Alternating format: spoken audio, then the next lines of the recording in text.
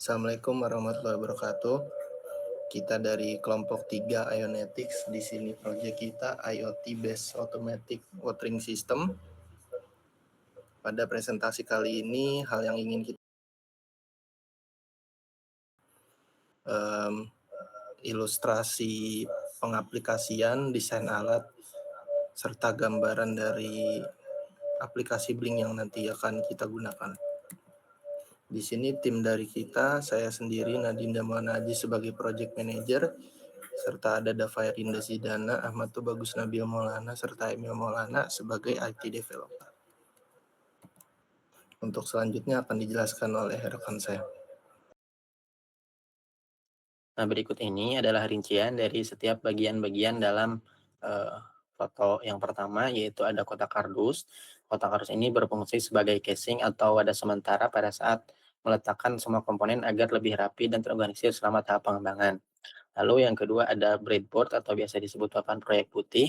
Nah, ini adalah papan yang digunakan untuk merangkai sirkuit elektronik tanpa perlu menyolder. Nah, ini sangat berguna untuk tahap prototype karena memudahkan jika ada perubahan atau perbaikan rangkaian. Lalu ada microcontroller. Nah, ini papan sirkuit yang tertancap di tengah breadboard yang menjadi otak utama dari sistem yang menerima data dari sensor. Lalu memprosesnya sesuai program dan mengirim perintah ke komponen lainnya. Lalu selanjutnya ada modul relay. Nah, ini adalah saklar otomatis microcontroller yang mengirimkan sinyal listrik kecil ke relay. Ini memicu untuk saklar di dalamnya yang kemudian akan menyambungkan atau memutuskan aliran listrik yang lebih besar untuk menyalakan dan mematikan pompa air. Lalu ada sumber daya tambahan, lalu ada sumber daya baterai, ini sebagai sumber daya untuk pompa. Dengan menggunakan baterai, alat ini menjadi portable dan tidak memerlukan colokan listrik. Lalu yang terakhir ada kabel jumper. Kabel-kabel kecil berwarna-warni ini berfungsi untuk menghubungkan semua komponen satu sama lain, baik untuk mengalirkan listrik ataupun sinyal data. Ilustrasi pengaplikasian. Ini untuk tanaman dalam pot merupakan objek utama yang akan dirawat. Lalu sensor kelembaban tanah atau soil moisture sensor. Alat yang berwarna merah ini yang ditancapkan ke dalam tanah, fungsinya untuk mengukur kadar air atau tingkat kelembaban di dalam tanah. Lalu ada sensor suhu dan kelembaban udara. Komponen berwarna putih dengan kisi-kisi sensor ini diletakkan di dekat tanaman untuk mengukur suhu dan kelembaban udara di sekitarnya. Lalu untuk SP32 ini, papan sirkuit hitam adalah otak dari sistem. Nah, ini microcontroller yang memiliki kemampuan Wi-Fi, fungsinya menerima data dari semua sensor, memprosesnya, dan kemudian mengambil keputusan. Lalu ada pompa air dan selang. Pompa kecil yang ditempatkan di dalam ember berisi air. Ketika diaktifkan, pompa ini akan menyedot air dan mengalirkannya melalui selang hijau untuk menyiram tanaman.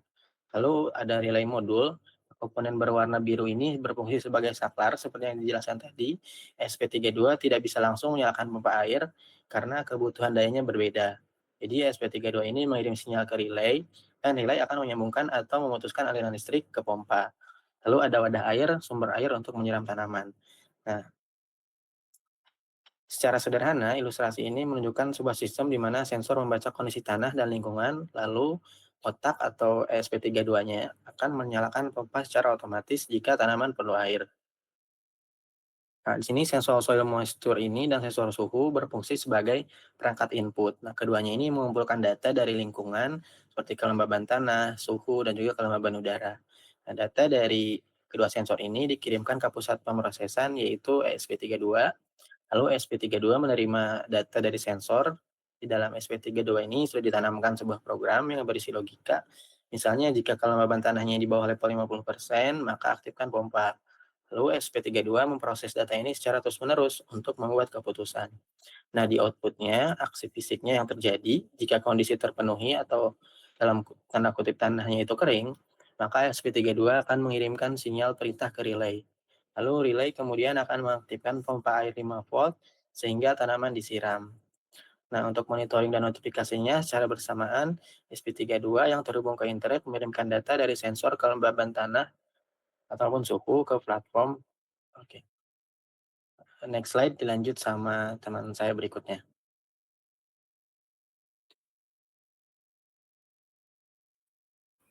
Oke teman-teman, izin menjelaskan. Di sini ada bagian kodenya. Nah, pada bagian ini kami mendefinisikan variabel-variabel yang dibutuhkan pada program ini. Nah, contohnya ini pada gambar yang pertama itu kami mendefinisikan token-token atau template-template yang nantinya akan terhubung dengan aplikasi Blink. Dan kita juga mendefinisikan variabel-variabel yang dibutuhkan pada programnya. Dan pada yang gambar kedua ini kami mendeklarasikan variabel-variabel yang dibutuhkan di programnya. Boleh selanjutnya? Nah, lalu pada gambar yang ini, itu kami mendefinisikan sebuah fungsi yang nantinya berguna untuk mengirimkan data ke Blink. Dan selanjutnya juga kami membuat sebuah function yang berguna untuk timer event, untuk uptime dari si programnya. Oke, selanjutnya akan dijelaskan oleh rekan saya.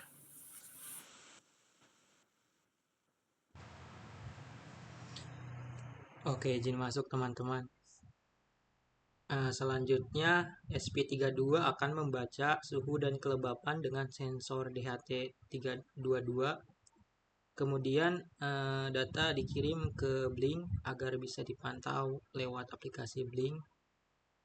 Lalu timer digunakan agar mengirim data dan perhitungan uptime dilakukan otomatis tiap per 1 detik.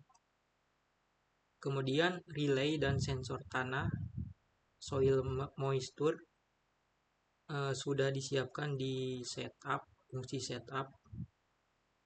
Next.